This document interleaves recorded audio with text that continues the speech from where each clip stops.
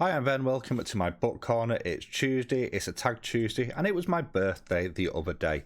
So this feels especially pertinent to do this one now. This is the Birthstone Book Tag. So this has been around for quite a while. I believe this originally was made by JG at the Awkward Bookworm. I will link their channel and the video down below for you to check out. This has taken me a bit of time to put together. We have 12 prompts for this one. And this is linked to your birthstone, depending on the month you were born. So we're going to start off with the best month, because it's when I'm born in. January, Garnet. Associated with warding off negative forces and dark energies. Name a book with darkest, evilest character you can think of. Bit spoiled for choice on this one. But the book I'm going for is Hell Followed With Us by Andrew Joseph White, and it is the character of Reverend Mother Woodside. So, Mother Woodside is the head of an evangelical cult, responsible for wiping out the world and turning many people into these kind of mutant monsters designed to cleanse the world of sin and anything that doesn't fall within God's light. What makes them especially egregious, however, is their treatment of our main character of Benji, who is their own child.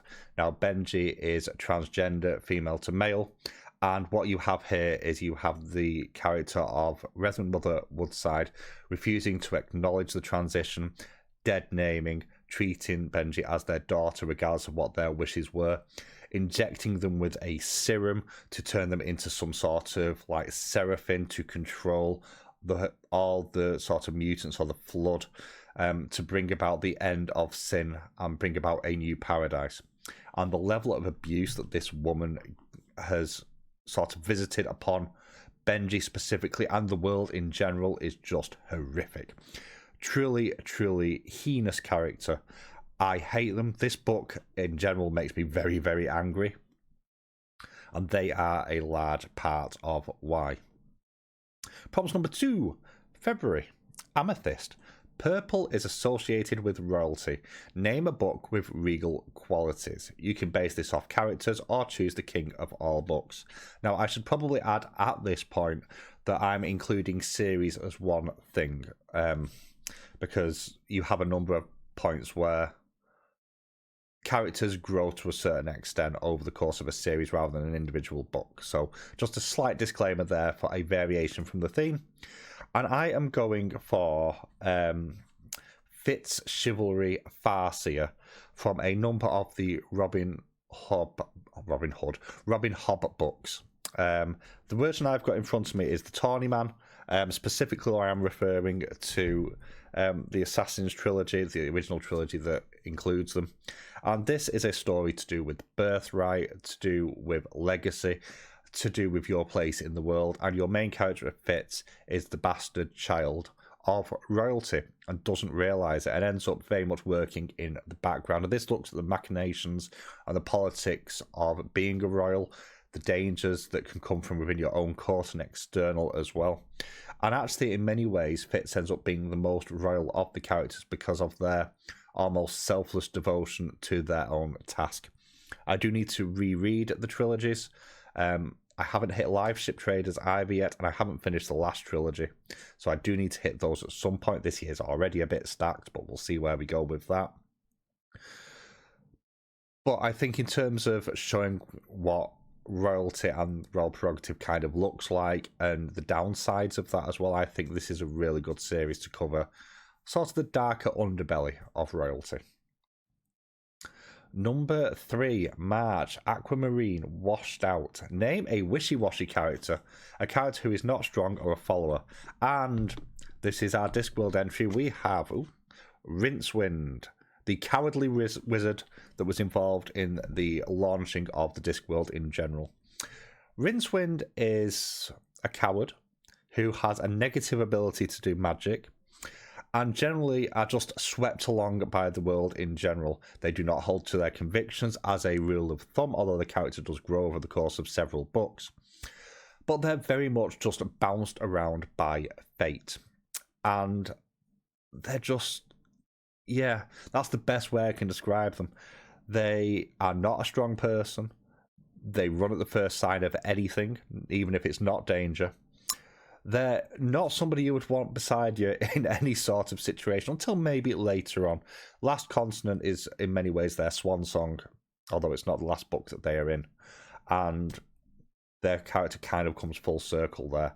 But I think more than any other character, especially in the Disc world, they exemplify the idea of wishy-washy. Number 4, A Diamond in the Rough. Name a book you love but is not well known. So I've already mentioned this in my wrap-up from last year.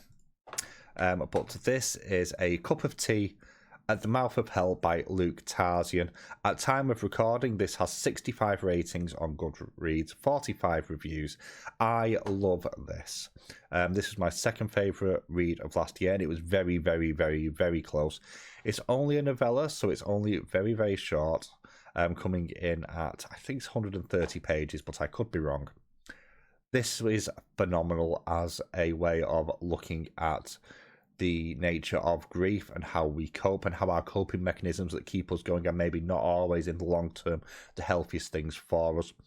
And it's laced with some good humour and some real psychedelic imagery as well. So that's A Cup of Tea at the Mouth of Hell by Luke Tarzian. Number 5, Emerald. Said to balance energy, name 2 characters who balance each other well. So, I've gone to and from a little bit on this, and eventually I've gone for the 2 main characters in All That's Left in the World and its follow-up, The Only Light Left Burning. These are the characters of Jamie and Andrew. Very different backstories. They do end up romantically involved by the end. You have one character who's discovering more stuff about themselves through their own sexuality. They're very much a straight-laced sort of character, whereas the other is what I would call the roguish archetype. This is generally a balance that works quite well to allow both characters to grow, especially in a close relationship sort of scenario. And this continues in book 2 as well, where whilst they are perfectly matched, it does cause some levels of friction, as you would expect. But all throughout both of the books, you really end up rooting for both of these characters to, first of all, survive the horrors of a post-pandemic world where everything has just fallen apart and everyone's fighting for themselves, but also to actually be together and be happy and find that happy balance. And it's a fascinating way to look at how young relationships can develop in adversity as well. Number 6, Pearl, associated with loyalty. Name a character who is loyal to the end. I mean, do we have to mention anyone who isn't Samwise Gamgee for this? There are so many, but Samwise is the obvious pick for a reason, standing by Frodo all the way to the end, despite everything that they go through. A true exemplar of honesty within fiction. Number 7, July is Ruby, Blood Red. Name a book that made your blood boil, one that made you angry. So, obviously, the first one that I would mention, I've already mentioned, is Hell Followed With Us, but I'm trying not to mention multiple in the video. So we have Flamer by Mike Curato. And what our main character goes through in this one is truly horrific. Set in scout camp in the 90s, we have a character who's struggling to come to terms with their own sexuality due to religious guilt, stereotypes, toxic masculinity, homophobia, gender stereotypes, the whole works that were very, very much prevalent in the 90s are shown in here. It fetches back memories from when I was that age, because I grew up in the 90s as a teenager. But didn't go through anything near as bad as what this character goes through within the book. And it's an emotional roller coaster that makes me angry again on behalf of the main character, whose name has Elias. There we go. The main character of Elias. Because they go through a truly horrific set of experiences during this sort of week at basically a summer camp. This is a banned book or challenge book in the US. It shouldn't be. I have done a full review on this one. Check it out up above.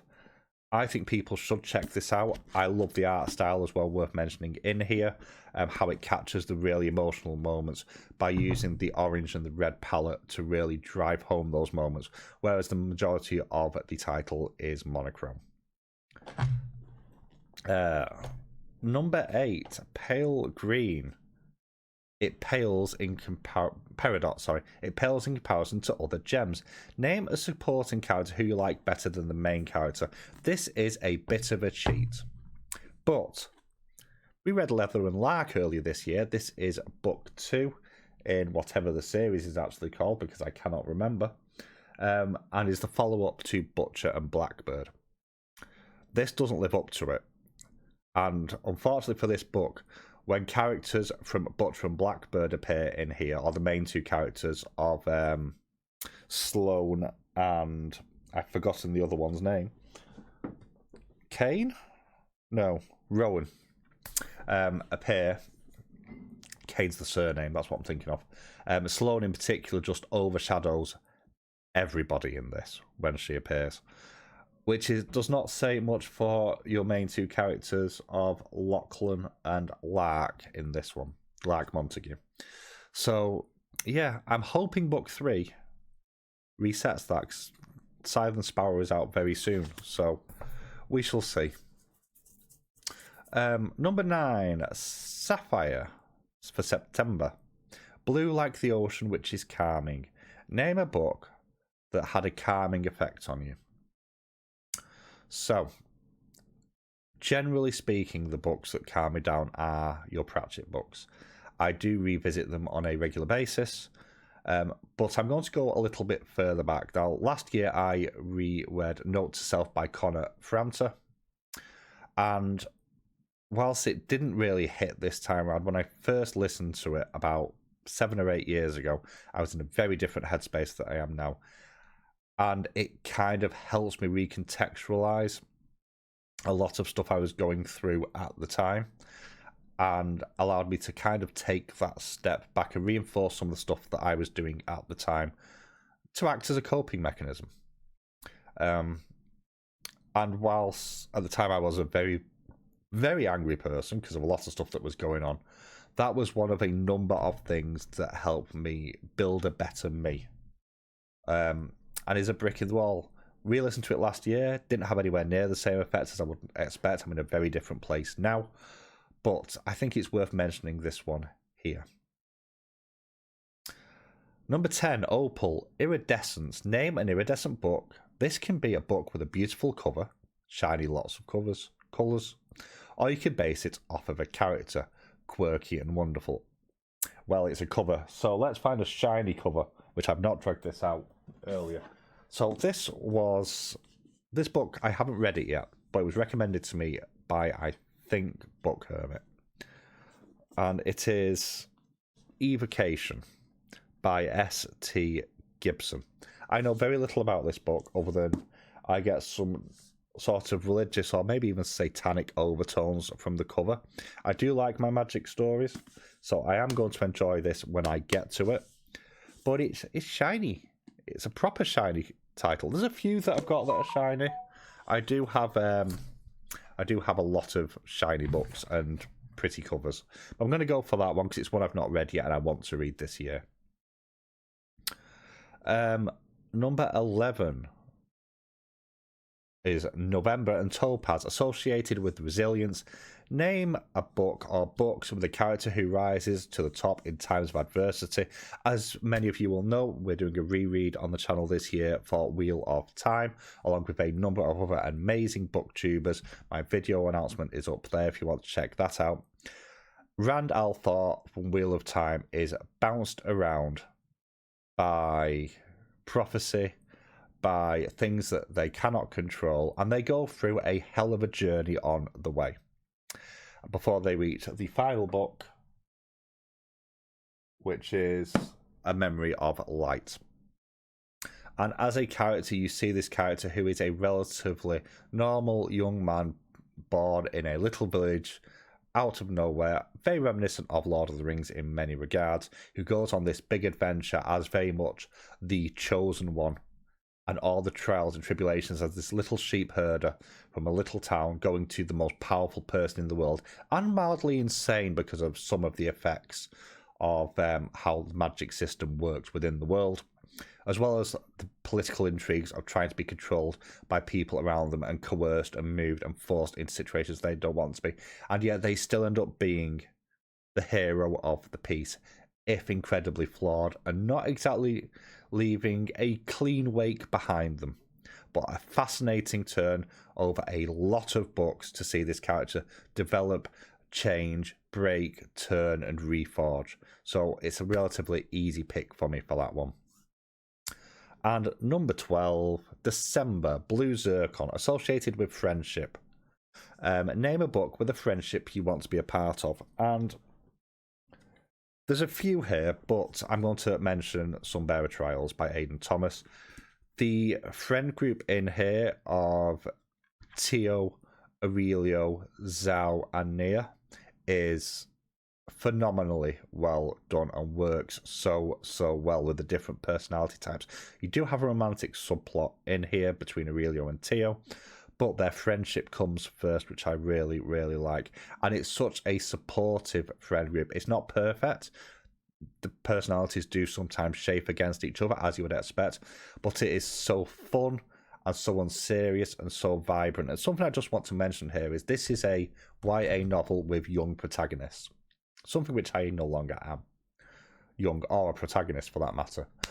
But there's something really endearing about the more youthful friendships you see in books, because they're not tainted by a level of cynicism that you naturally do often develop as you get older. And there's a certain level of naivety and wonder still at the world, which we do lose over time. And to be part of that sort of friend group, which still has that wonder, I kind of miss it. I'm not going to lie. But there we go. That is the Birthstone Book Tag. I hope you've enjoyed this one. I'm not tagging people in this, but if you want to do this one, consider yourself tagged and let me know and tag me in your video if you do it.